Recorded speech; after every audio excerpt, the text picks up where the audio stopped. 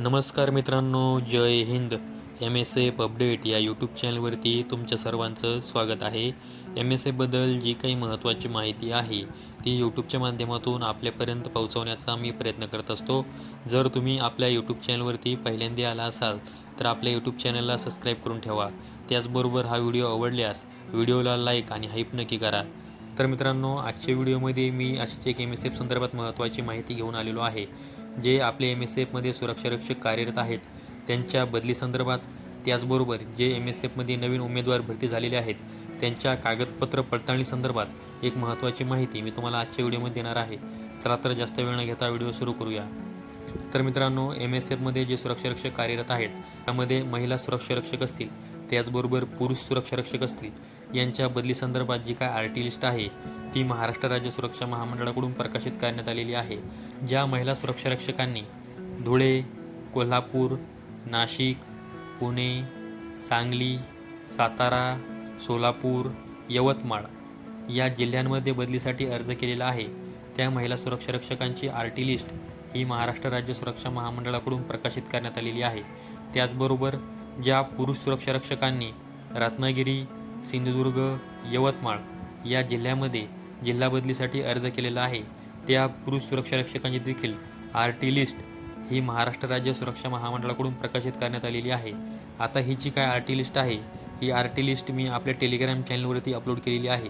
Telegram चॅनलची link ही व्हिडिओच्या description बॉक्समध्ये दिलेली आहे. तिथून तुम्ही आपल्या टेलिग्राम चॅनल जॉईन करू शकता. त्याचबरोबर ह्या ज्या काय RT लिस्ट आहेत ह्या तुम्ही पाहू शकता.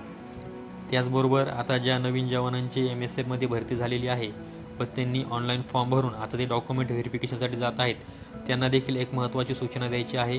तुम्ही ज्या ठिकाणी डॉक्युमेंट व्हेरिफिकेशनसाठी जात आहात तिथे मोठ्या प्रमाणामध्ये उमेदवार हे नोंदणीसाठी येत आहेत. जे उमेदवार डॉक्युमेंट व्हेरिफिकेशनसाठी जात आहेत त्यांनी कोणकोणते डॉक्युमेंट व्हेरिफिकेशनसाठी घेऊन जायचे आहेत याविषयी मी तुम्हाला अगोदरच्या व्हिडिओमध्ये माहिती दिलेली आहे. जे सुरक्षारक्षक नोंदणी निकष पडताळणीसाठी जात आहेत त्यांनी सोबत डॉक्युमेंट घेऊन जाताना तुम्ही जो ऑनलाईन फॉर्म भरलेला आहे त्या फॉर्मची प्रिंट तुम्हाला सोबत घेऊन जायची आहे. त्याचबरोबर तुम्हाला मी जे स्क्रीनवरती डॉक्युमेंट दाखवत आहे ते सर्व डॉक्युमेंट तुम्हाला सोबत घेऊन जायचे आहेत. त्यामध्ये तुम्हाला ओरिजिनल असतील, त्याचबरोबर झेरॉक्स असेल हे तुम्हाला या डॉक्युमेंटच्या घेऊन जायचं आहे. जर तुम्हाला डॉक्युमेंट व्हेरिफिकेशनसाठी पात्र व्हायचं असेल तर या सर्व डॉक्युमेंटची ओरिजिनल कॉपी तुमच्याकडे असणं आवश्यक आहे. त्याचबरोबर या डॉक्युमेंटमध्ये तुमचं नाव असेल, तुमची जन्मतारीख असेल, यामध्ये कोणत्याही प्रकारची त्रुटी नसावी. तुमचे डॉक्युमेंट क्लिअर असतील, तुमच्या नावामध्ये कोणत्याही प्रकारचा फरक नसेल, स्पेलिंग मिस्टेक नसेल, त्याचबरोबर तुमची जन्मतारीख ही बरोबर असेल व त्याचबरोबर तुमच्याकडे सर्व डॉक्युमेंट ओरिजिनल असतील तर तुम्हाला डॉक्युमेंट व्हेरिफिकेशनमध्ये कुठल्याही प्रकारची अडचण येणार नाही. परंतु जर त्यामध्ये कोणत्याही प्रकारची त्रुटी असल्यास तुम्हाला डॉक्युमेंट व्हेरिफिकेशनसाठी अडचण येऊ शकते. तुम्हाला डॉक्युमेंट व्हेरिफिकेशननंतर मला वेटिंगला ठेवलं जाऊ शकतं. त्यामुळे तुम्हाला हे सर्व डॉक्युमेंट व्यवस्थित सोबत घेऊन जायचे आहेत. डॉक्युमेंटची ओरिजिनल कॉपी असेल, त्याचबरोबर नावामध्ये स्पेलिंग मिस्टेक नसावी, या गोष्टीची तुम्हाला काळजी घ्यायची आहे.